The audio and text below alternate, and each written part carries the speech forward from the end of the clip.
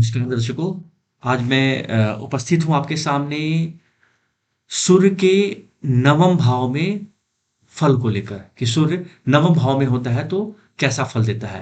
पूर्व में जो मैंने वीडियो बनाए हैं सूर्य से संबंधित, उसमें प्रथम भाव से लेकर अष्टम भाव तक के प्रभाव के बारे में मैंने पूर्व में चर्चा की है।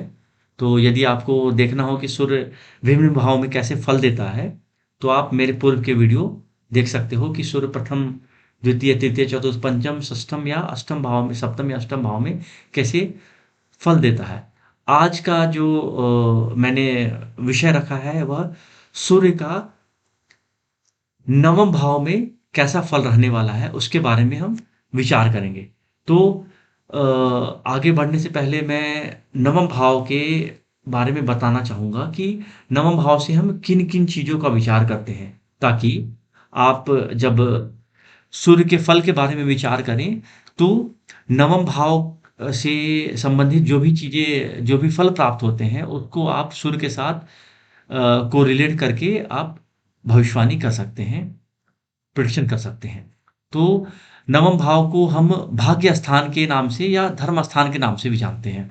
तो इस भाव से हम अगर किसी के भाग्य के बारे में देखना है कि उस जातक का भाग्य कैसा रहेगा, या धर्म के प्रति उसका रुझान कैसा होगा, कितना धार्मिक होगा, या धर्म के प्रति, पूजा पाठ के प्रति उसको उसकी कोई अभिरुचि नहीं होगी या फिर होगी।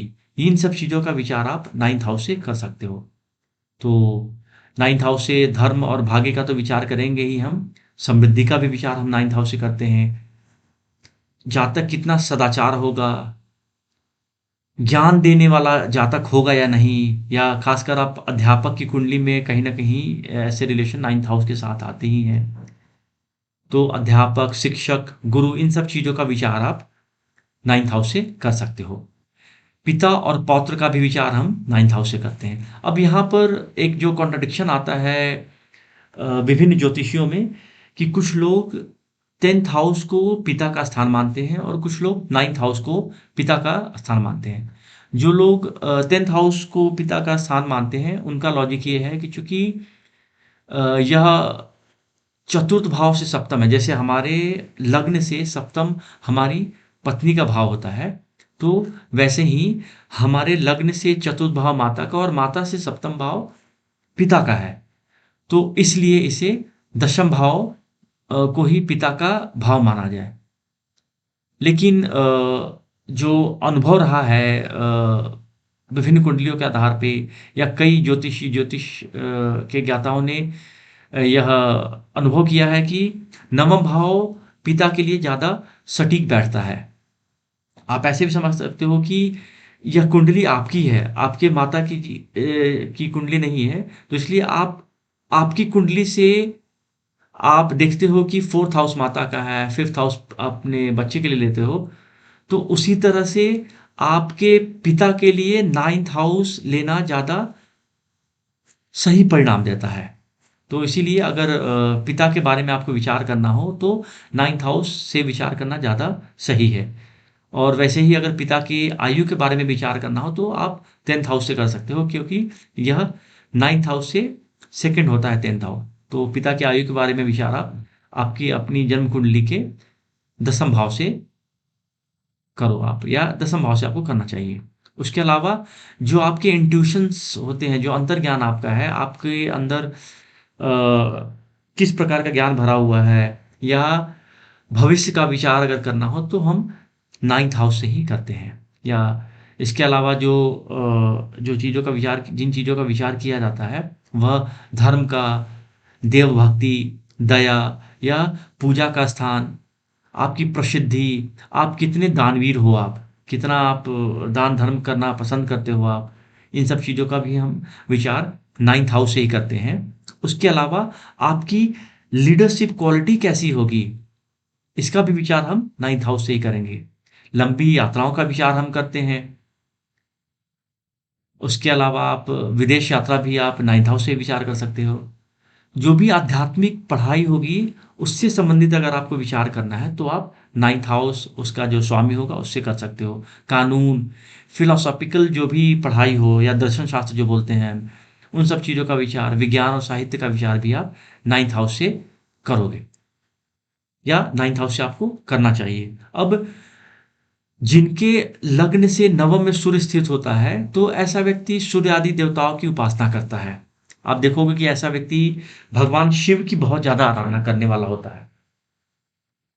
उसके अलावा देखें तो ऐसा व्यक्ति धार्मिक आचरण वाला भी होता है। चूँकि आप देखो, सूर्य को ज्योतिष में बहुत पायस प्लैनेट माना गया, पवित्र ग्रह माना गया है इसको।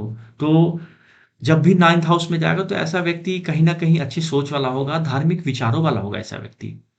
उसके अलावा भाग्य में थोड़ी-सी कमी ला देता है। जो मैंने पहले भी पूर्व में जो वीडियो बनाया इसमें बताया मैंने, 7th हाउस का जो वीडियो बनाया था, उसमें मैंने बताया भी था कि किस प्रकार सूर्य जिस भाव में भी रहता है, उस भाव के कारकत्व में कहीं न कहीं कमी ला देता है।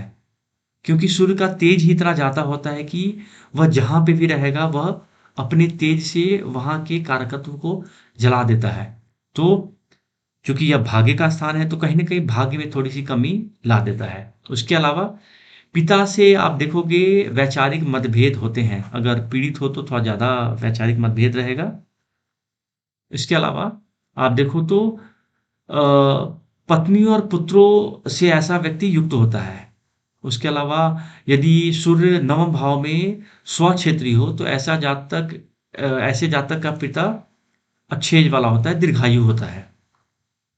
वह बहुत धनवान होगा, स्वाध्याय, तप तथा चिंतन में मग्न रहने वाला होगा ऐसा जातक। देवता तथा गुरु का भी भक्त होता है ऐसा जातक, जिसके 9th हाउस में सूर्य विराजमान होते हैं। अब वहीं यदि सूर्य नवमस्थ सूर्य अगर नीच राशिगत हो, या शत्रु क्षेत्रीय या पाप क्षेत्रीय हो, अथवा पाप युक्त या पाप दृष्ट हो, तो पिता की मृत्यु तक हो जाती है। वहीं अगर नवमस्थ सूर्य शुभ दृष्ट हो, मतलब शुभ युत दृष्ट हो, शुभ ग्रहों से युति दृष्टि हो इसकी, तो पिता उसके दीर्घायु होते हैं। तो उम्मीद करता हूँ मैं सूर्य से संबंधित जो भी चीज़ें मैंने बताई हैं कि सूर्य के कैसे फल मिलेंगे, आप देखोगे कि यह कुंडली में बहुत सटीक बैठता है ये। आप जिस किसी भी जातक की कुंडली आप देखो, अगर सूर्य विराजमान है वहाँ पर और पीड़ित ना हो, तो आप कह सकते हो कि ऐसा व्यक्ति कहीं न कहीं धार्मिक आचरण वाला, अच्छे आचरण वाला होता है, और अ, जो धर्म की बातें हमेशा करेगा, और पढ़ने वाला होगा, और धार्मिक आचरण वाला होता है ऐसा व्यक्ति। तो इन सब चीज़ों का प्रिडिक्शन आप कर सकते हो, बहुत सटीक बैठता है। उम्मीद करता हूँ यह वीडियो ज्ञानवर्धक रहा होगा। धन्यवाद।